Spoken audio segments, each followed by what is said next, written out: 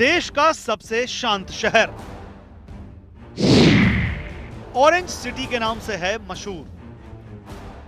देश के सबसे शांत शहरों में से एक नागपुर, जिसे दुनिया में ऑरेंज सिटी के नाम से भी जाना जाता है, महाराष्ट्र का यह तीसरा सबसे बड़ा शहर भी है, जिसे देश की टाइगर राजधानी भी कहते हैं। लेकिन अब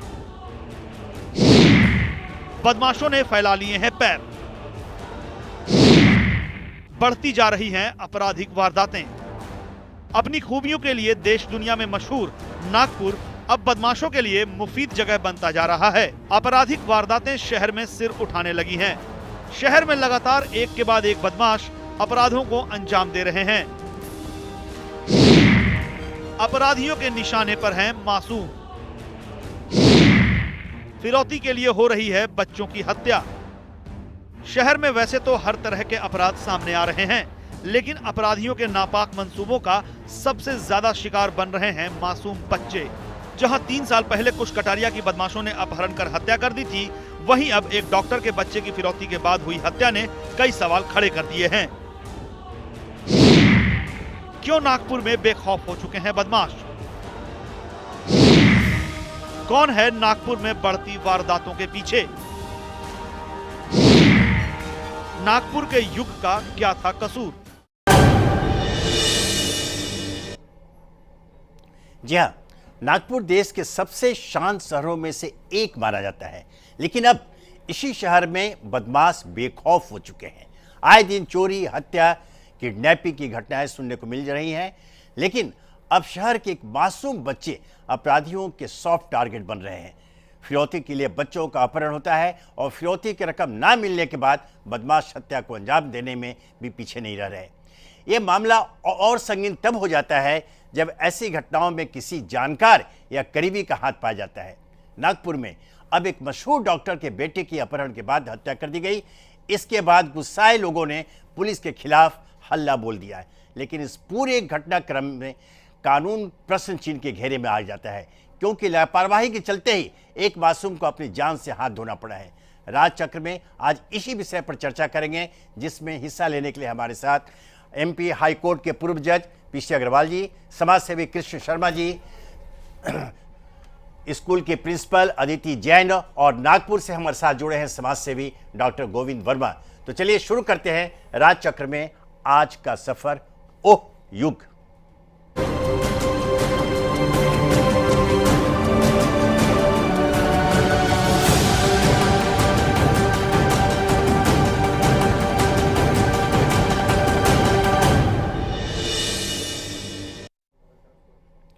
शुरू करने से पहले देखते हैं कि आखिर 8 साल के बच्चे युग की हत्या के पीछे किसका हाथ था, और हत्या की खबर आने के बाद गुस्साई भीड़ के चलते हालात बिगड़े और बेकाबू हो गए।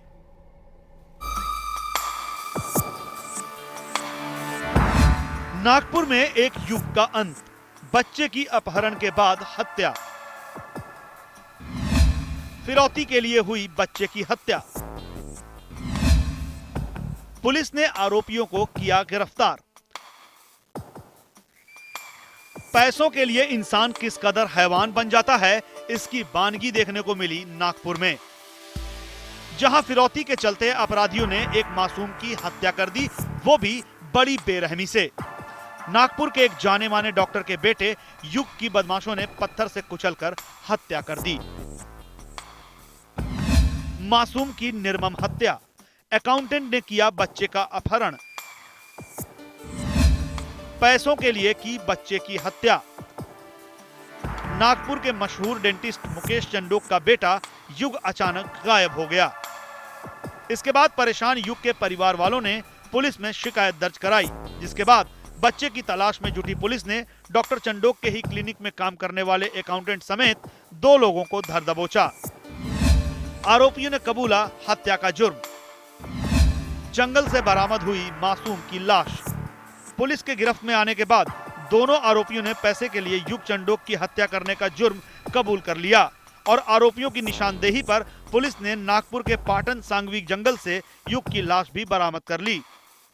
लोगों को मालूम है, कल एक युग चांडक डॉक्टर साहब के जो बच्चे थे उनका किडनैपिंग हुआ था, और जो हमें अभी पता चला है कि उन्होंने कल ही इस बच्चे को ख़त्म कर दिया था करीब 6-6:15 के आसपास। और वो कोराडी मंदिर से करीब 10-12 किलोमीटर आगे छोटा सा गांव है पाट संगवी, कुछ गांव पाटन सावंगी, वहाँ गांव के आसपास में उसका शव एक नाले के नीचे डाला हुआ था। तो आज हमें वो मिल गया है और हमने 2 लोगों को अरेस्ट कर रखा है। गुस्साए लोगों ने सड़कों पर किया प्रदर्शन। लोगों ने पुलिस पर किया पथराव।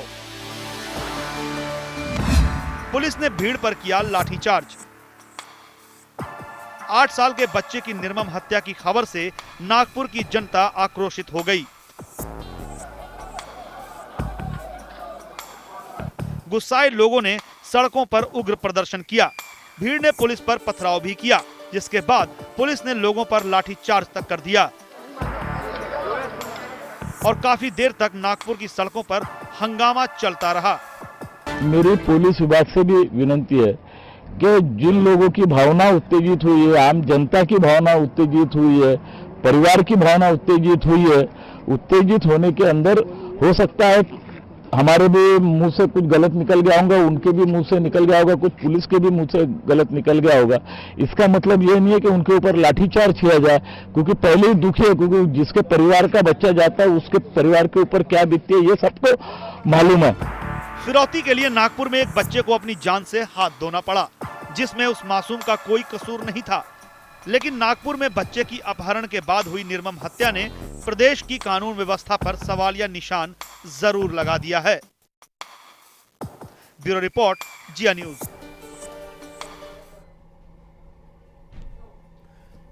निर्ममता, बर्बरता, क्रूरता की एक कैसी मिसाल।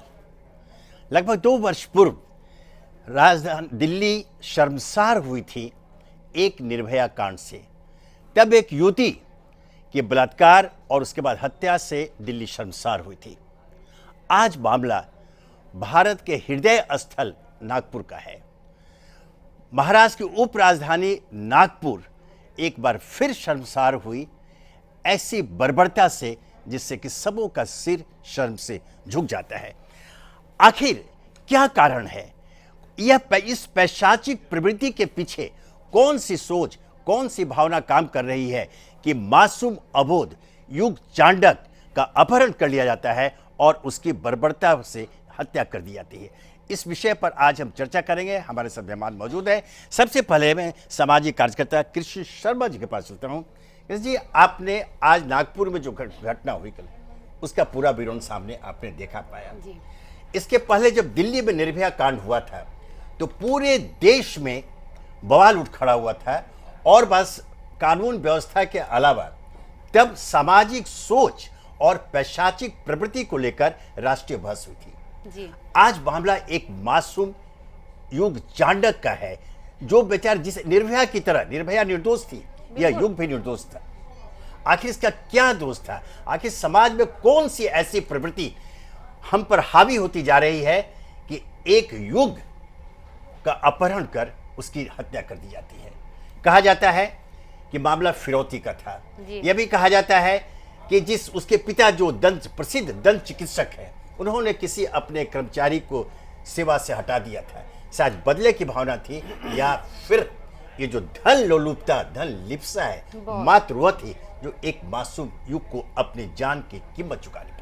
जी, जहाँ तक मैं एक बात कहना चाहूँगी, जैसे कि आपने बताया है कि फिरौती से ज़्यादा यहाँ पर मानसिकता जो उसकी बीमारी की यहाँ दिखाई दे रही है कि एक छोटे से बच्चे के ऊपर कहीं ना कहीं जो है थोड़ा सा इतना तो होना चाहिए कि ममता तो आनी चाहिए। एक बच्चे के ऊपर आपने जिस तरीके से एक पत्थर से प्रहार करके उसको उसकी हत्या की है, यहाँ पर ये सोच जो है ये दर्शाता है कि वो मानसिक रूप से बीमार है वो व्यक्ति, जिसने अपनी जो जलस है, जो जलन है, उसने उस बच्चे पे दिखाई है। तो यहाँ पर जो है हमारे एक तो जो है कानून व्यवस्था इतनी मजबूत होनी चाहिए कि ऐसे लोग ज्यादा ना पनपे, जिसके कारण जो है हमारे देश में आपराधिक घटनाएं हो।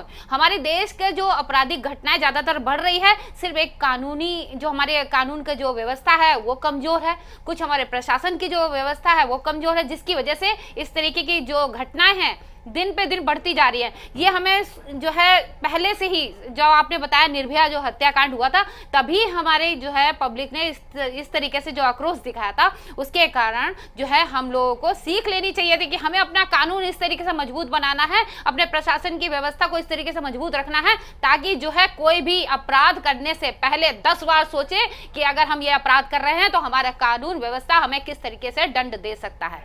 नहीं, आपने कहा एक बात उठाई कि वो जी। मानसिक रूप से बीमार था, जी बिल्कुल। लेकिन ऐसी घटनाएं बार बार हो रही हैं, न केवल नागपुर, देश के दूसरे भागों में ऐसी घटनाएं रहे, तो क्या पूरा देश है ना इस बीमारी का शिकार होता जा रहा है? नहीं, कहीं पैसे का है, कहीं पैसे का है मुद्दा, कि पैसे की जो लालसा जो है आजकल देखिए, पैसे के पीछे जो है लोग जो है अपनों तक का मर्डर कर देते हैं। और यहाँ पर जब जिस तरीके से बच्चे की हत्या की है, तो यहाँ से तो एक तो जो है मानसिक तरीके से कहीं बीमार भी है, इस पर हम और बात कहीं करेंगे, जो है धन के भी इनको इस जो पर है बात बहुत करेंगे ज्यादा आपसे। मैं फिर आऊंगा लालसा आपके पास। जी। हमारे पास मध्य प्रदेश हाईकोर्ट के पूर्व जज श्री पीसी अग्रवाल जी मौजूद हैं। अग्रवाल साहब, इन पूरी घटना को देखने के बाद और अभी जो है मन से एक जो सवाल उठा, क्या आपको लगता है कि यह मामला सिर्फ कानून और व्यवस्था का मामला है? ऐसा है कि ये मामला बहुत ही दुखद है, जी। बहुत ही शर्मसार करता है हमारे सब लोगों को, और हमारी प्रवृत्तियां और जो हमारे संस्कार जी। हैं उनके बिल्कुल विपरीत है। जी। और कुछ ऐसा लगता है कि बदले की भावना इसमें ज़्यादा रही है कि अकेला पैसा वसूल करने के लिए मर्डर नहीं दिख रहा है। जी। क्योंकि पैसे की मांग की होती तो पैसे के मांग के बाद उन्होंने कुछ समय दिया होता, समय दिया होता, कि- वेट करते। हाँ, जी। वेट करते, जी। सामान्य तौर पे वेट करते। इमीडिएट उसका हत्या की गई है, उसका अर्थ ये है, वैसे मैं कह नहीं सकता इसका अभी, जी। क्योंकि बहुत अपर्याप्त तथ्य हैं अपने पास सामने। और लेकिन क्या है कि व्यक्ति अपराध जब करता है तो दंड के बारे में सोचता ही नहीं है। होता ये है कि दंड के, अच्छा अब आज के समय में जबकि आज की घटना है या आसपास की है, तो इसका वैज्ञानिक अनुसरण करना मैं ज़्यादा ठीक नहीं समझता। और उसको मानसिक रोगी कह करके उसे सज़ा ना दी जाए, ये भी कोई कारण नहीं है। सज़ा तो उसे मिलनी ही चाहिए। जिसने अपराध ऐसा किया है, और बच्चे के प्रति अन्याय या लेडीज के प्रति जो अन्याय होता है, वो क्योंकि वो असुरक्षित हैं, उनकी तो हमें सुरक्षा करनी चाहिए। और पर्टिकुलरली जब ये व्यक्ति डॉक्टर साहब के यहाँ एम्प्लॉयड था, तो इसका कार्य तो ये था, इसकी मॉरल ड्यूटी बनती थी कि उस बच्चे का संरक्षण करे। तो जिसका संरक्षण करना चाहिए था, उसी पर बल प्रयोग, और ऐसा बल प्रयोग कि पत्थर फेंक करके उसके हत्या ही कर दी जाए, ये कुछ नहीं अजीब लगता है। लेकिन एक आपसे एक सीधा सवाल होता है, इस घटना के लिए, जैसे आपने कहा कि ये बदले की भावना से हुआ, फिरौती कम है, लेकिन इस घटना के लिए पुलिस प्रशासन कितना जिम्मेदार माना जाएगा? पुलिस के तो जैसे ही उसको सूचना मिली है, तभी उन्होंने कार्रवाई की है, 2 लोगों को गिरफ्तार भी कर लिया है, उनसे पूछताछ भी की है। और उसके बाद जनता में आक्रोश है, काफी आक्रोश है, वो लोग सड़क पर निकल चुकी है जनता, और बार बार वो पुलिस प्रशासन पर भी दोष बढ़ रही है। ऐसा है, डेमोक्रेसी में पुलिस या प्रशासन इतना कड़ा नहीं हो सकता है कि किसी की व्यक्तिगत स्वतंत्रता का हनन किया जा सके। ये एक डेमोक्रेटिक उसके व्यवस्था की एक इसको कमजोरी भी कह सकते हैं, लेकिन पर इसके बहुत से दूसरे गुण हैं। इसलिए मैं कह रहा था कि आज के समय में, जबकि अभी की घटना है, इतनी जल्दी इसके बारे में कोई वैज्ञानिक विचार करना उचित नहीं दिखता। बिल्कुल सही बात है। आज तो हमें ये है कि हमें बड़ा दुख है इस बात का कि ऐसी घटना हुई, और हम इसकी भर्त्सना करते हैं, और हम ये कहते हैं कि इस तरह की घटनाएं नहीं होनी चाहिए थी। और ये बड़ा अजीब सा ही है कि बिल्कुल असुरक्षित हैं, जिनकी हमें सुरक्षा करनी चाहिए, महिलाओं की हमें सुरक्षा करनी चाहिए। ये हमारा सवाल ये है, जो हमसे कम ताकतवर है या जो है उसका हमको यानी परिरक्षण करना चाहिए, उसका हमें यानी बचाव करना चाहिए, न कि एक्चुअली उसके ऊपर हमें अन्याय करना चाहिए। तो गलत तो अपने आप में बहुत बड़ा है। अच्छा, पुलिस की गलती इतनी क्या है? आफ्टर ऑल उन्होंने इमीडिएटली एक्शन लिया है, कार्रवाई की, हाँ कार्रवाई, और आरोपी गिरफ्तार भी किए जा चुके हैं। बिल्कुल सही कहा आपने। अब हम देखते हैं हमारे साथ कि इस पूरे मामले पर युवक चांडा के अपहरण और हत्या का मामले भारतीय जनता पार्टी के महाराष्ट्र प्रदेश अध्यक्ष देवेंद्र फडणवीस क्या कहते हैं। हमारे संवाददाता उदय तिवारी ने उनसे बातचीत की है, देखिए हम देखते हैं कि वो क्या कह रहे हैं। नागपुर में युवक के किडनैपिंग के बाद हुए हत्या के बाद हमारे साथ बात करने के लिए भाजपा के प्रदेश अध्यक्ष देवेंद्र फडणवीस जी। देवेंद्र जी, ये जो पूरी घटना हुई है इसे क्या मानते हैं? ये बहुत निंदाजनक और शर्मनाक इस प्रकार की घटना है। इस प्रकार से कानून व्यवस्था का भय अगर किसी के मन में नहीं रहेगा तो कैसे चलेगा। आज उस परिवार पर क्या बीत रही है इसको हम इमेजिन नहीं कर सकते। और यहाँ पुलिस का और सरकार का अस्तित्व नजर नहीं आता।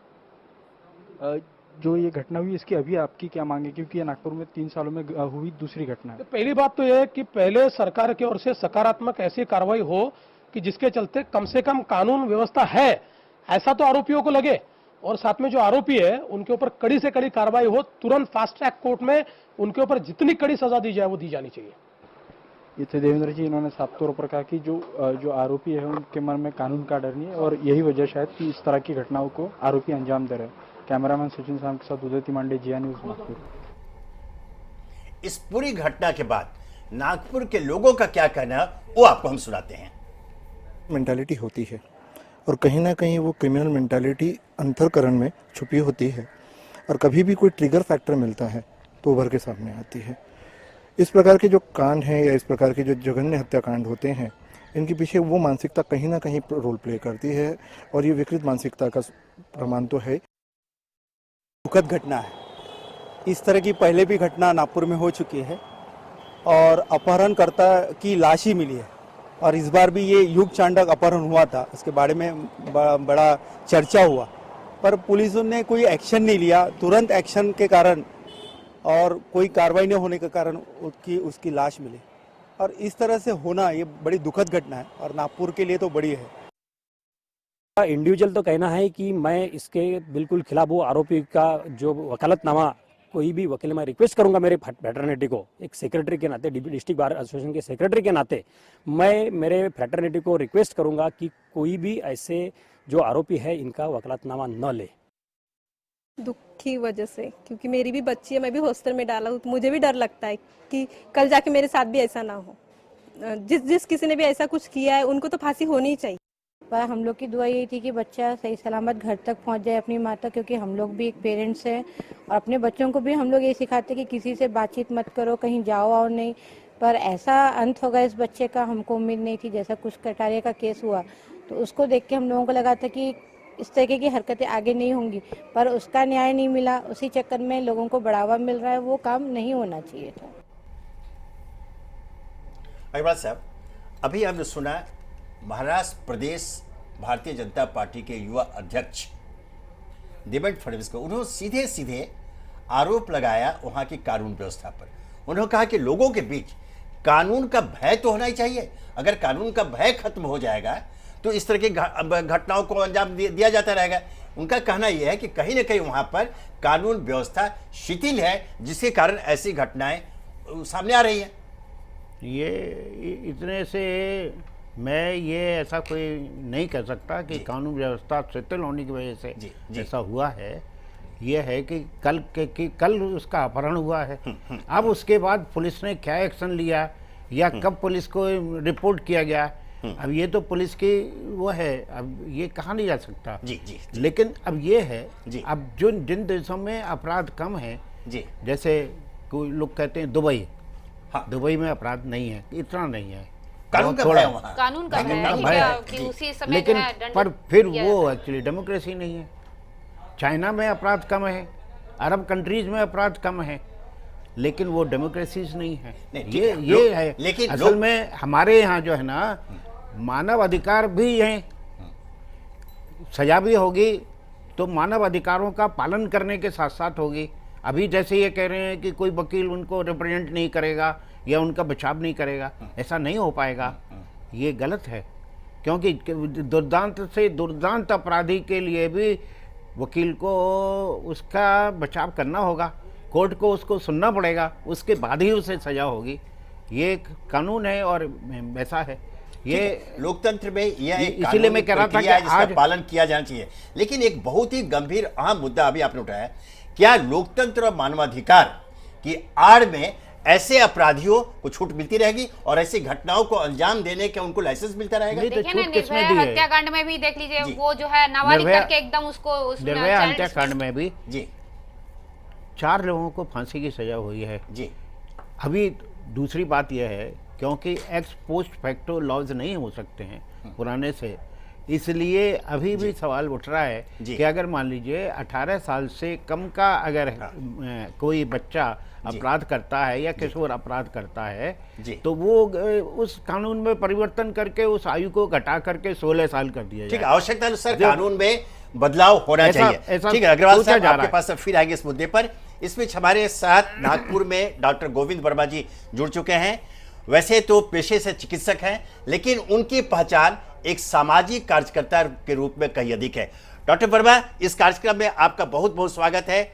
आज आपके शहर नागपुर में एक ऐसी शर्मनाक घटना हुई है कि पूरा का पूरा शहर आज शर्मसार है। नागपुरियन परेशान है कि उनके ललाट पर यह जो एक काला धब्बा लगा दिया गया नया, उससे निजात कैसे पाया जाए। डॉक्टर वर्मा, मैं आपको याद दिलाना चाहूंगा कि लगभग 2 वर्ष पूर्व देश की राजधानी दिल्ली में जब निर्भया कांड हुआ था, जब पूरा देश उद्वेलित था, लगभग सारे लोग सड़कों पर निकल आए थे, तब एक बड़ी बहस छिड़ी थी सामाजिक सोच को लेकर। मैं आपसे जानना चाहता हूं, चूंकि आप एक विचारक भी हैं, कि आखिर वो जो जिस सामाजिक सोच पर हम लोग बहस कर रहे थे निर्भया कांड के समय, क्या बच्चों की असुरक्षा को लेकर भी इसी सोच के दायरे में हम कदम आगे बढ़ाएंगे या कोई रास्ता निकालेंगे, निराकरण ढूंढेंगे? ये जो अति निंदनीय और बहुत ही दुखदपूर्ण घटना हुई है जी, चाहे वो स्त्रियों का मामला हो या बच्चों का जी, मेरी जो राय है जी, मेरी राय यह है कि अभी के प्रधानमंत्री और कानून मंत्री जी, जहां भी जरूरी हो, वो मानव अधिकार का सवाल हो या और कोई भी हो, उसमें संशोधन किया जाए और वकील रहते हैं दोषी को दोषी करार करने के लिए और निर्दोष को निर्दोष साबित करने के लिए। तो वकीलों ने अपनी जमीर को जिंदा रखते हुए ऐसे दरिंदों का और नराधम लोगों का केस ही नहीं लड़ना चाहिए। कानून में संशोधन जरूरी होगा, वो होगा। नंबर 2, कानून में और ये भी प्रावधान हो कि ऐसे जो मामले हैं वो 6 महीने में पूरे निपटा लिए जाए और सिर्फ फांसी का ही प्रावधान हो। तीसरी चीज, उसमें और भी संशोधन की अगर जरूरत हो तो ये भी हो कि ऐसे मामले में राष्ट्रपति के पास में दया याचिका वगैरह का भी प्रावधान रद्द कर दिया जाए। तीसरी चीज मैं ये कहना चाहूंगा कि ओल्ड इज गोल्ड जी। मैं बचपन में राजस्थान में था और आज भी जब मैं कहीं पर देखता हूं छोटे छोटे गांवों में, पंचायत में जी, कि कुकर्मी लोगों को सजा दी जाती है, छोटे अपराधों में किसी का हुक्का बंद कर दिया जाता है, पहले देश निकाला दिया जाता था, गांव से निकाला होता। तो आज ऐसे दरिंदों का सामाजिक बहिष्कार किया जाए और सामाजिक बहिष्कार में सबसे पहले उनका परिवार उस दरिंदे का बहिष्कार करे। उस परिवार का भी, क्योंकि लोगों को खौफ रहना चाहिए, तो उस परिवार का भी सामाजिक बहिष्कार हो और बिरादरी भी ऐसे लोगों का बहिष्कार करे कि इस परिवार से हम रोटी बेटी का भी संबंध नहीं रखेंगे। मैं तो इसके आगे भी जाके कहूंगा कि ऐसे दरिंदों का जो आज ये घटना हुई है, इनके घर की पानी बिजली ये काट दी जाए। इनको कहीं पर भी पूरे शहर में इनके लिए किराने की दुकान, अनाज की दुकान सब बंद कर दी जाए कि इन दरिंदों के परिवार को कोई भी व्यक्ति किसी भी प्रकार की मदद नहीं करेगा। और जितनी बिरादरी के लोग हैं वो ये कहेंगे कि इस परिवार से हमारा रोटी बेटी का कोई संबंध नहीं रहेगा। ऐसी जब इन लोगों को सजा मिलेगी तब एक आदमी सोचेगा कि मेरे पापों का फल मेरा पूरा परिवार, मेरे माँ बाप, मेरी पत्नी, मेरे बच्चे सब भोगेंगे, क्योंकि इतनी बदनामी होगी कि इनका समाज में जीना मुश्किल हो जाएगा। तब ऐसी दरिंदगी की हरकत कभी नहीं होगी।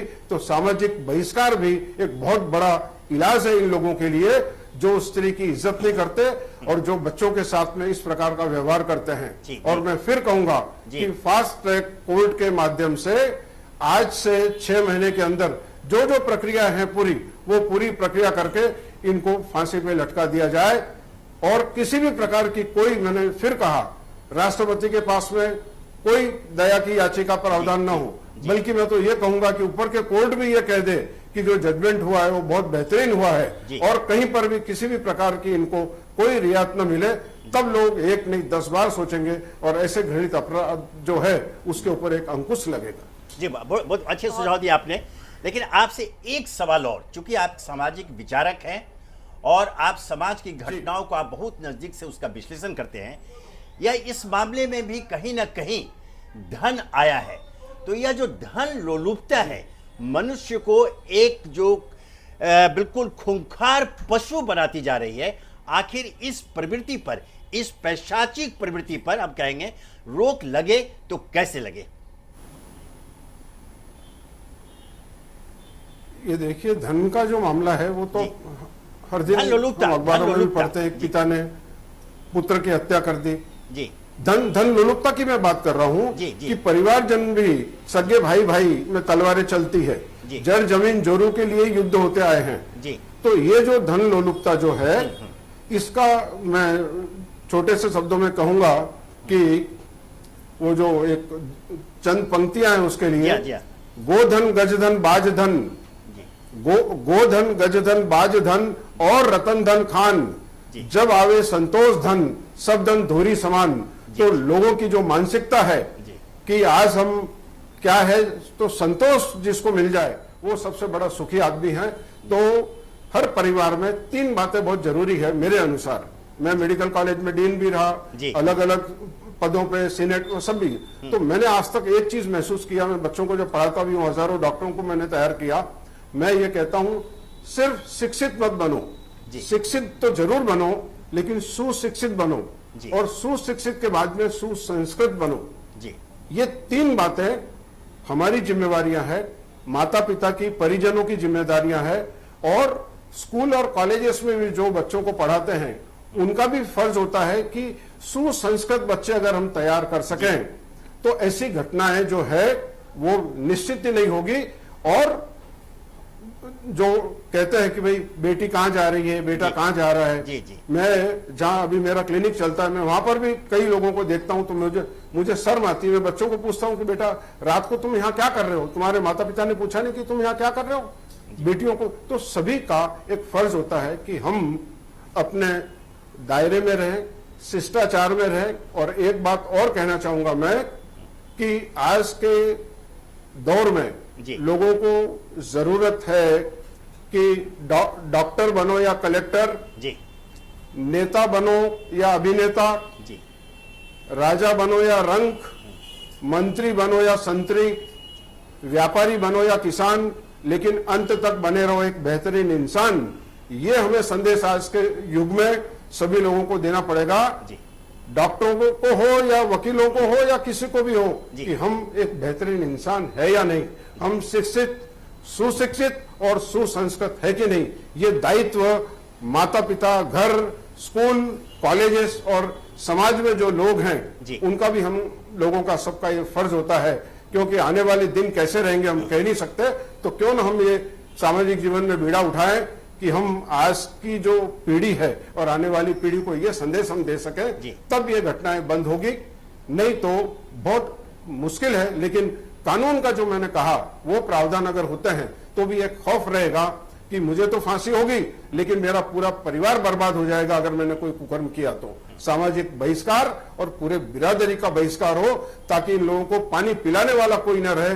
तब इन लोगों को खौफ रहेगा कि हम तो फांसी पे लटक रहे हैं लेकिन हमारे परिवार को हम क्या दयनीय स्थिति में छोड़ के जाने वाले हैं। तब इनका जमीर जगेगा और ऐसी दरिंदगी ये लोग नहीं कर सकेंगे। बहुत बहुत धन्यवाद डॉक्टर वर्मा, आपने अत्यंत ही मार्मिक शब्दों में पूरी समस्या का विश्लेषण किया और समाधान के बिल्कुल तार्किक उपाय भी समझाए। काश आज का हमारा समाज आपके शब्दों के मर्म को समझ ले तो शायद समस्या का समाधान तत्काल हमारे सामने आ जाए। अब हम चलते हैं, हमारे साथ मौजूद हैं द ग्रीन स्कूल के प्रिंसिपल अदिति जैन जी।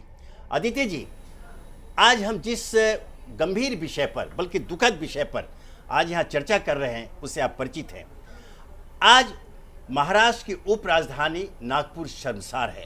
वहां एक मासूम युग चांडक की हत्या सिर्फ इसलिए कर दी गई कि उनके पिता जो एक चिकित्सक है, उन्होंने किसी कर्मचारी को बर्खास्त किया था या कुछ एक्सप्रेशन पूछा था, और बदले की भावना से, जैसे हम इस नतीजा पहुंचे कि शायद बदले की भावना से ऐसी कार्रवाई की गई। यह एक पैशासिक सोच जो समाज में इन दोनों विद्यमान है, उस पर हम गंभीरता से विचार करना चाहिए और उसके निराकरण के क्या उपाय हो सकते हैं। दूसरी बात, अब तक हम समाज में जो बहस करते आए हैं पूरे देश में महिलाओं की सुरक्षा को लेकर, अब बात महिलाओं की सुरक्षा से आगे बढ़ते हुए बच्चों की सुरक्षा तक पहुंच गई है। आखिर कौन दोषी है इस स्थिति के लिए, इस परिवर्तन के लिए, और इसके निराकरण के क्या क्या उपाय हो सकते हैं? अदिति जी, मैं आपसे यह जानना चाहता हूं।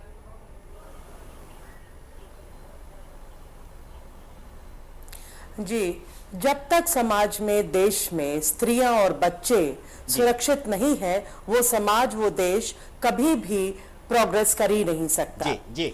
दूसरा, ये दंडनीय अपराध जो जिसने भी किया है, ये दानवीय है। जी। और इसकी जो मैं चर्चा अभी तक आप सबके सुन रही थी, मेरा कहना, मेरी सोच ये है कि जो ये अपराधजनक हरकतें करते हैं, उनका जो जिंदगी है वो शुरू जब वो पैदा होते हैं तो बच्चे के रूप में ही होते हैं सब, और उनका क्या लालन पालन रहा है, और ये जो शिक्षक का रोल है, जब माता पिता की गोद से निकल के वो स्कूल जाते हैं, तो शिक्षक सिर्फ ये ना सोचे कि मैं शिक्षा देने के ही उद्देश्य से यहाँ बैठा हूँ। जब तक शिक्षक ये ना सोचे कि मैं यहाँ शिक्षा लूंगा भी इन बच्चों से, क्यों? क्योंकि ये बच्चे ईश्वर का प्रतिरूप है और ये हमको मानवीय होना सिखाते हैं। और जब वो बच्चे ऐसे शिक्षक के साथ रहेंगे जो कि उनसे भी लर्न कर रहा है साइड बाय साइड और उनको सिखा भी रहा है, तो वो जो शिक्षक होगा वो ऑटोमेटिकली संवेदनशील रहेगा, और वो जब बच्चों को एनकरेज करेगा तो उनको एक पॉजिटिव प्रोग्रेस मिलेगी, एक पॉजिटिव कॉन्फिडेंस मिलेगा। और जो बच्चे धिक्कार दिए जाते हैं कक्षाओं में और कॉलेजेस में, उनको फिर एक जो नेगेटिव एलिमेंट होता है गलियों में, कॉलोनीज में, वो उनको पनाह देता है और वो वहां पे जाके गलत तरीके से उकसाते हैं ऐसे बच्चों को, और वो सोचते हैं कि हमें भी बदला लेना चाहिए। प्लस ये जो ये हमारा सोशल फैब्रिक है समाज का, अब आप देखिए किस तरह परिवर्तित हो रहा है। हमारे यहाँ कोई चरित्र निर्माण की फिल्में नहीं है, कोई टीवी सीरियल्स नहीं है, और लोगों का लोगों पर से विश्वास ही छीन होता चला जा रहा है ना। और जब से आप देखें 10 साल से जिस तरह से पूरा विश्व बदला है, भारत ही नहीं, भारत में हम कितना बदलाव देख रहे हैं, जो ये इतना मटेरियलिस्टिक हो गया है समाज। प्लस अगर हम महाभारत से इसकी तुलना करें तो अश्वत्थामा को याद करिए, जब उसने पांडव पुत्रों की हत्या की थी तो उसको कभी बख्शा नहीं किया था और उसको अमर तत्व का श्राप दिया गया और कहा कि तुम्हारा नासूर कभी हील ना हो। तो इसका मतलब समाज ऐसे लोगों को तो बिल्कुल एनकरेज कर ही नहीं सकता। और अश्वत्थामा की जो कहानी है वो हम जो सुनते हैं कि वो अपने माथे पे जो आक्रमण में जो उनको एक चोट लगी थी, वो आज तक हरी है उनकी, और वो जगह जगह जा रहे हैं और अपने अपराध को का जो उनका एक गिल्ट है और अपने उसमें जी रहे हैं आज तक। अदिति जी, हमारे को एक सवाल आपसे पूछना चाहता हूं। अभी आपने चरित्र निर्माण की चर्चा की, तो चरित्र निर्माण हम ये मान के चलते हैं कि वो स्कूल से, ये आप शिक्षकों का दायित्व होता है कि बच्चों में यह अंश डालें जो चरित्र निर्माण की ओर उन्हें प्रेरित कर सके। यह दायित्व शिक्षकों पर ज्यादा होता है। आज चूंकि समाज में इसका अभाव है, तो क्या इसके लिए हमारी शिक्षा प्रणाली या शिक्षक दोषी नहीं है?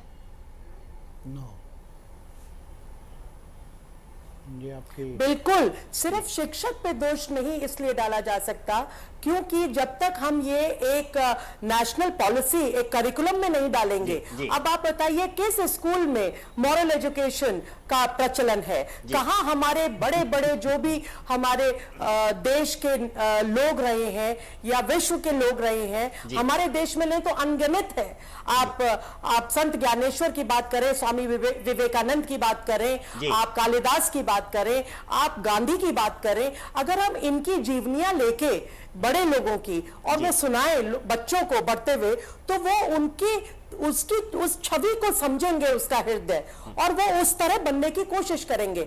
अब ये सिर्फ शिक्षक पे तो नहीं है, हम तो अपने स्कूल में ये निरंतर कर रहे हैं।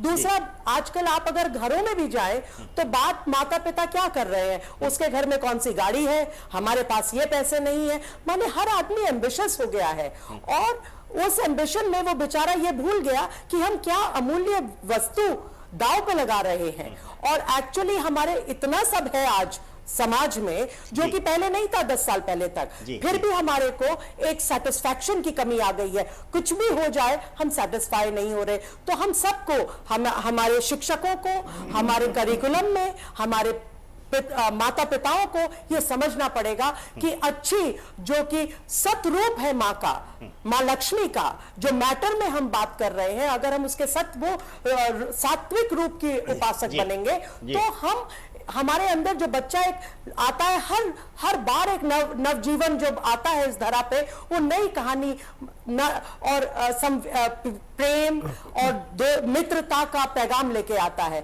और फिर हम उसको भुला देते हैं। अगर हम उसको एक अच्छा वातावरण देंगे तो आप समझिए कौन इस तरह की उल्टी हरकतों में जाएगा।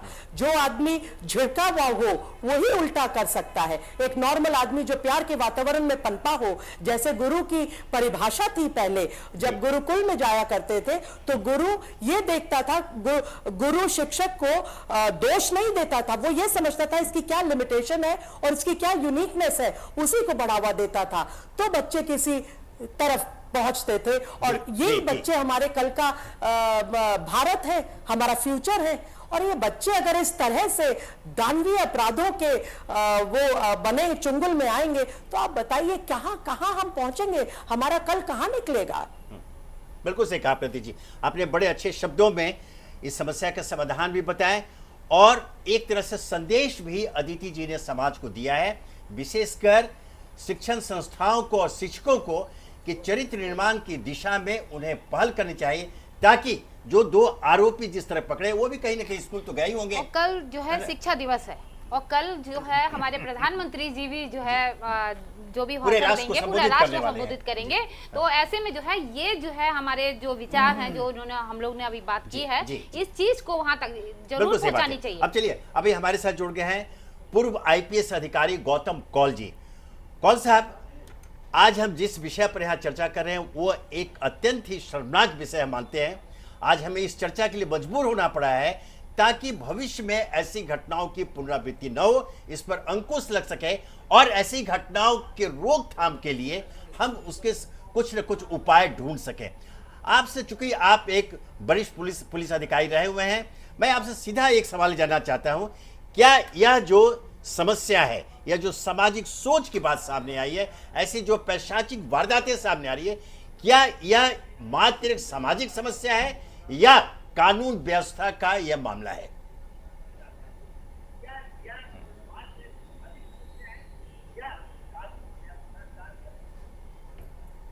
इसमें ऐसा है कि ये जो आज का केस हुआ है नागपुर में, जी। पहले तो ये बहुत शर्मनाक बात है। इसके अलावा पर ये जो आपका जो प्रश्न है उसका मेरा जवाब यही है कि देखिए, फांसी होने के बावजूद भी घटनाएं होती रहती जो है वो फांसी वाले लग रहे हैं, और इसके अलावा और भी दंड हैं उनके, वो भी होते जा रहे हैं। तो इसके माने हैं कि ये जो आप के प्रवक्ताओं ने जो कहा कि हमें कानून का डर होना चाहिए, डर नहीं, हमें उसका यानी कि सब जनता में उसका कानून का ठीक तरह से आदर और उसका पालन होना चाहिए। तो जब तक, और ये जो हरकत है ये अभी भी समाज में जो है ये नहीं लाई जा रही है। हमारे स्कूलों में भी जो है जो आम कानून है उसके बारे में कोई बातचीत नहीं होती। तो ये जानकारी तभी होती है जबकि वो आदमी जो है फंस जाता है अपने कानून के हथकंडों में। तो ये जानकारी कानून की होनी चाहिए जिससे कि कानून का आदर शुरू हो। अच्छा, इसके अलावा जो कोई अगर ये कहता है कि फास्ट कोर्ट से ही ये सब समस्या हल हो जाएगी। तो आप देखिए फास्ट कोर्ट जो है इस वक्त करीबन 186 फास्ट कोर्ट जो है हिंदुस्तान में वो काम कर रहे हैं। ये समस्या जो है हल नहीं हुई है, या ये कानून भी जो है ये भी जो दंड है ये भी जो है इसका भी जो है निवारण जो है वो अपने वक्त पे ही होगा। अब ये 6 महीने की प्रस्ताव दी जा रही है। मैं कहता हूँ कि साल भर के अंदर ये अगर केस सॉल्व हो जाए तो ये बहुत अच्छी बात होगी। और मैं इस आपके प्रोग्राम के जरिए मैं ये चाहूंगा कि मैं नागपुर पुलिस को जो है वो धन्यवाद दूं कि उन्होंने केस इतनी जल्दी सॉल्व कर लिया। और मैं नागपुर के जो नागरिक हैं उनसे कहूंगा कि इस तरह का जो बर्ताव उन्होंने पुलिस के खिलाफ किया है वो ठीक बात नहीं थी और आइंदा से ऐसा ना करें। लेकिन कौल साहब, अभी आपने कहा कि कानून का पालन भी होना चाहिए, लेकिन कानून का पालन तो तभी हो पाएगा जब कानून से लोग डरे, कानून का भय व्याप्त हो। अगर कानून को हल्के से लेंगे तो डर तो खत्म हो जाएगा। कानून का पालन तो तभी संभव है। कानून का पालन जो है वो लोग आजकल नहीं कर रहे हैं, यही एक अफसोसनाक बात है। अच्छा, इसके अलावा जो जहां रहा कि ये रिवेंज की बात रही है, इस केस के अंदर रिवेंज जो है वो सामने आया है, ये बदले की कार्रवाई। तो ये कानून कोई भी होगा फिर भी वो रिवेंज की जो भावना है वो पहले उभर के आ जाएगी और वो कोई डर नहीं रहेगा कि उसका आगे क्या उसका रिजल्ट होगा। तो ये ख्याल रखना पड़ेगा। आम क्राइम जो है वो जरूर कम हो सकता है, पर रिवेंज का क्राइम जो है वो नहीं कम हो सकता है। और वो कोई भी मुल्क होगा, हमें जस्टिस अग्रवाल ने बताया कि साहब मिडिल ईस्ट में जो है वो कोई जुर्म नहीं होते, तो मैं उनसे वाकिफ नहीं हूँ, क्योंकि मुझे ये पता है कि सबसे कम क्राइम जो है दुनिया में वो एक छोटा सा मुल्क है आइसलैंड, वहीं होता है। और दुबई और सऊदी में तो कत्लेआम होते हैं, रेप होते हैं, चोरियां होती हैं। ये जो है ये व्यू जो है वो जरा डिफरेंट है। बहुत बहुत धन्यवाद कौल साहब आपका। आपने इस मंच के माध्यम से, हमारे चैनल के माध्यम से समाज को एक संदेश भी दिया कि कानून का पालन करना बहुत ही जरूरी है। अगर कानून का पालन नहीं होगा तो ऐसी वारदातें होती रहेंगी। अग्रवाल साहब, ये कानून का मामला आया और आप पूर्व जज हैं हाईकोर्ट के, क्या आपको ऐसा लगता है कि कानून का पालन सिर्फ कानून बना देने से ही हो जाएगा? ये सोच की, यहां हम सोच की चर्चा कर रहे थे, अपनी मानसिकता की चर्चा। जब ऐसी घटनाएं होती हैं तो एक सामाजिक सोच और मनुष्य में विद्यमान मानसिकता पर एक बात बड़ी खड़ी हो जाती है।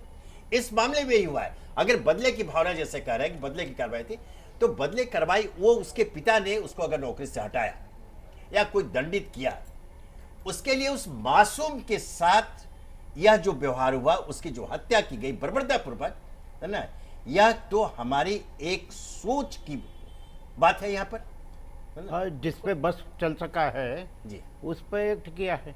पिता पे बस नहीं चला होगा, इसलिए बेटे पे किया गया है। मतलब मुख्य इसका उद्देश्य जो है, मुख्य उद्देश्य इसका जो है पिता को ही दंडित करना है। हालांकि वो दूसरे के माध्यम से किया, वो अपने आप में गलत है। आज असल में इस पर कोई भी वैज्ञानिक विश्लेषण करना उचित मेरे को नहीं दिखता जी, कि नहीं क्या होना चाहिए, क्रिमिनोलॉजी क्या कहती है कि कैसे अपराध बंद हो सकता है। कि भाई जो अकाउंटेंट जैसे है, निश्चित तौर से काफी पढ़ा लिखा होना चाहिए, कम से कम बीए या इंटरमीडिएट तो हर एक हालत में होगा, तभी वो अकाउंटेंट है। उस बच्चे मासूम के माध्यम से उसने उसके पिता को ही दंडित किया। हाँ, पूरी जिंदगी लेकिन जैसा अभी डॉक्टर वर्मा ने कुछ सुझाव दिए, तो इस तरह का भय लोगों के बीच में व्याप्त हो, तो एक जो सुझाव दिया कि ऐसे आरोपियों के पूरे परिवार का सामाजिक बहिष्कार हो। तो परिवार वालों ने क्या बिगाड़ा है भैया? यहाँ उनके पिता ने क्या, उस बच्चे ने क्या बिगाड़ा? नहीं, बच्चों ने नहीं, जिसने अपराध किया है उसके पत्नी ने, उसके बच्चे ने, उसके भाई ने, उसने क्या बिगाड़ा है? उन्होंने तो कुछ अपराध किया नहीं है। उठता है कि बच्चे ने क्या बिगाड़ा था, सवाल तो ये भी उठता है। अब जब डॉक्टर के बच्चे की हत्या हुई है तो डॉक्टर के बच्चे ने कुछ नहीं बनाया। इसी तरीके से जो अपराधी है उसके पत्नी ने, उसके बच्चे ने, उसने क्या बिगाड़ा है? जो उसे सजा दी बल्कि जाए। उनको चाहिए इसीलिए मैं कहता ऐसे हूँ, अपराधी लोगों को बहिष्कार वो करते इसीलिए हैं मैं उनके कह रहा परिवार के हूँ लोग। कि आज का दिन ये विचार करने के लिए नहीं है, और ना ही आज के दिन उसे कुछ ऐसी घुट्टी पिलाई जा सकती है कि तू अपराध मत कर। वो तो दंड होगा, और दंड हाँ पर्याप्त नहीं हो तब फिर बात उठ सकती है कि दंड पर्याप्त नहीं हुआ, और दंड तो की बात इसके लिए आती दो ही है। दंड हैं जी, या तो कैपिटल पनिशमेंट मतलब यानी फांसी, या फिर एक्चुअली आजीवन कारावास। त्वरित जैसे सुझाव आया कि फास्ट ट्रैक कोर्ट में इसका सुनवाई हो और जरूरत पड़े तो कानून में संशोधन कर यह प्रावधान किया जाए कि 6 माह के अंदर ऐसे मामलों का फैसला हो जाए और दंड के रूप में फांसी और सिर्फ फांसी का प्रावधान हो। और इसके जो दया याचिका, डॉक्टर वर्मा ने बड़ी चीज बताया कि तुरंत जो फांसी की सजा होती है तो दया याचिका लेकर लोग राष्ट्रपति के पास जाते, फिर एक लंबी प्रक्रिया होती है। और हमारे सामने दृष्टांत है कि वर्षों राष्ट्रपति भवन में या गृह मंत्रालय में वो याचिका लंबित होती है और वो दरसों तक जीत जाता है। जैसे प्रशासन को आप लाते हैं। नहीं, मैं वही जानना चाहता हूं, क्या ऐसा नहीं लगता है कि कानून में यह भी संशोधन हो कि ऐसे मामलों में राष्ट्रपति के पास दया याचिका का प्रावधान ही निकाल दिया जाए? नहीं, ये जो है ना जनरल तौर पे नहीं हो सकता जी। सवाल ये है कि अपराध होते हैं और कोई भी मर्डर ऐसा नहीं होता जो दुर्दांत न हो और क्रूअल नहीं हो, ऐसा होता ही नहीं है। मर्डर जो भी होगा, पत्नी का मर्डर होगा वो भी दुर्दांत होता है, बच्चे का मर्डर होता है, दूसरे के बच्चे का मर्डर होता है, वो भी आपके कानून में आपको मैं क्या बता, लेकिन जो सामान्य ज्ञान है, बात आती है इंटेंशन की भी।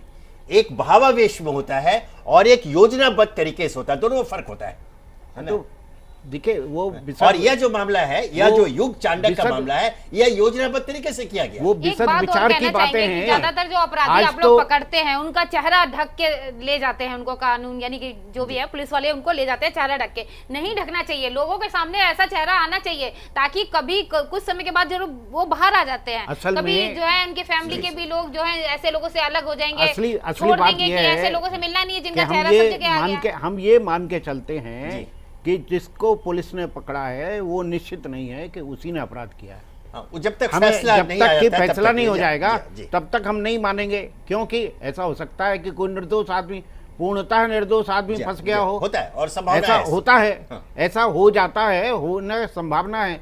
इसलिए जब तक कि उसे दंड न मिल जाए न्यायालय से और गवाही से साबित न हो जाए तब तक उसे अब सीधे आते इस मामले पर। इसमें जो 2 अपराधी जो आरोपी पकड़े गए उन्होंने अपना अपराध कबूल कर लिया। यह मामला स्पष्ट है। तो क्या ऐसे मामलों में त्वरित सुनवाई कर त्वरित फैसले का प्रावधान नहीं किया जाना चाहिए? ऐसा है कि इसका वैज्ञानिक विश्लेषण आज करना उचित नहीं है, क्योंकि पुलिस के सामने तो अपराध कोई भी मंजूर कर लेगा, ऐसा है नहीं। ये तो लगता है कि कानून में जो हमारे वर्तमान कानून में जो पुलिस के सामने अगर हो गया, पुलिस ने अपराध किसी से भी मंजूर करा लेंगे पुलिस वाले, जो ऐसा माना जाता है। अब ये है क्या? इस मामले में जो बातें अभी तक सामने आई हैं, उन्होंने अपराध कबूल किया और वो घटना स्थल पर पुलिस को लेकर गए। उन्होंने बताया, ये बहुत बड़ा सबूत है कि उन्होंने ये भी दिखाया कि यहाँ हमने मार के डाला हुआ है। आपसे एक आप कोर्ट में साबित हो जाए, विशेषज्ञ हैं, आप पूर्व न्यायाधीश है, मैं आपसे इसमें एक जिज्ञासा है हमारी कि जब ऐसा मामला सामने आता है तो जैसे डॉक्टर वर्मा ने जो सुझाव दिया कि ऐसे मामलों को फास्ट ट्रैक कोर्ट में सुनवाई कर एक निश्चित अवधि 6 माह 3 महीना जो हो कि अंदर फैसला आ जाए। और सबसे महत्वपूर्ण बात यह है वह जो लंबी प्रक्रिया को लंबा करता है वह है राष्ट्रपति के पास दया याचिका। क्या उस पर रोक लगाने का कानूनी प्रावधान संभव है? इस बात पर भी विवेचन इस समय करना उचित नहीं है, क्योंकि प्रश्न ये है कि क्या पुलिस समय से इसकी जांच कर पाएगी पूरा? जी। एक बात। फिर दूसरी बात यह है कि कितने अपराध हैं, कितने एक्चुअली जजेज हैं, कितने वकील हैं, कितना समय उसके गवाही में लगता है, ये सबका विवेचन आवश्यक है, जो हो भी रहा है, किया भी जा रहा है। नहीं, इसीलिए ये तो जो वर्तमान कानून है उसके अनुसार यह आवश्यकता है जिसकी पूर्ति है, इसीलिए जरूरत पड़ी है। अब जो बहस के मुद्दे आते हैं, क्यों नहीं हम ऐसे कानून को बदल डालें, उसमें संशोधन करें। बहुत बहुत धन्यवाद आप सबों का। हमारा समय समाप्त हो रहा है, अब आज के बहस को हम यही समाप्त करेंगे। और आज हम इस निष्कर्ष पर पहुंचने को मजबूर हुए हैं कि नागपुर में जो युग चांडक की हत्या हुई उसकी बाद जो पुलिस ने कार्रवाई की उसमें पुलिस को बधाई तो देना ही पड़ेगा, उन्होंने त्वरित कार्रवाई करते आरोपी पकड़ा। अब मामला कानून का आता है, अदालत का आता है, और जो वर्तमान कानून हमारे पास है, जो कानून में जो छिद्र मौजूद है वो एक लंबी प्रक्रिया की ओर लेकर हमें जाता है। आवश्यकता इस बात की है कि कानून में आवश्यक संशोधन करके त्वरित गति से इसका निपटारा किया जाए और एक निश्चित अल्पावधि में, बहुत ज्यादा तो 6 माह के अंदर ऐसे मामलों का फैसला हो, और फैसला ऐसे आरोपियों को फांसी और फिर सिर्फ फांसी के रूप में ही सामने आना चाहिए। और सर्वाधिक महत्वपूर्ण बात यह जो सामने आई, एक जो कानून को लंबा करने का जो वक्त मिल जाता है राष्ट्रपति के पास दया याचिका के रूप में, उस प्रावधान को ऐसे विशेष मामलों को जिन्हें हम अपवाद स्वरूप ले सकते हैं कि अपवाद स्वरूप ऐसे मामलों में राष्ट्रपति के पास दया याचिका का प्रावधान नहीं होना चाहिए, और जो वर्तमान प्रावधान है उसके संशोधन के लिए सरकार को चाहिए कि वो पहल करे और इसको कानून के दायरे से हटा दे। तभी जाकर के जिस कानून के प्रति भय की चर्चा हम लोगों ने की, लोगों में कानून का भय पैदा होगा, डर पैदा होगा, और तब पूरा तो नहीं लेकिन कम से कम एक के उल्लेखनीय रूप में ऐसी घटनाओं पर अंकुश लग सकेगा। हम यही चाहेंगे। आज की चर्चा में समाप्त करते हैं। डॉक्टर अग्रवाल साहब आपका बहुत बहुत धन्यवाद। जी आपका धन्यवाद, सारे लोग, नित्या जी, सब लोगों का, सारे अतिथियों का धन्यवाद। डॉक्टर वर्मा आपका भी धन्यवाद। अब आज की चर्चा समाप्त करते हैं। कल हम फिर मिलेंगे इसी समय राजचक्र में एक नए मुद्दे के साथ, नए अतिथि विशेषज्ञों के साथ। तब तक के लिए मुझे इजाजत दीजिए। नमस्कार, धन्यवाद।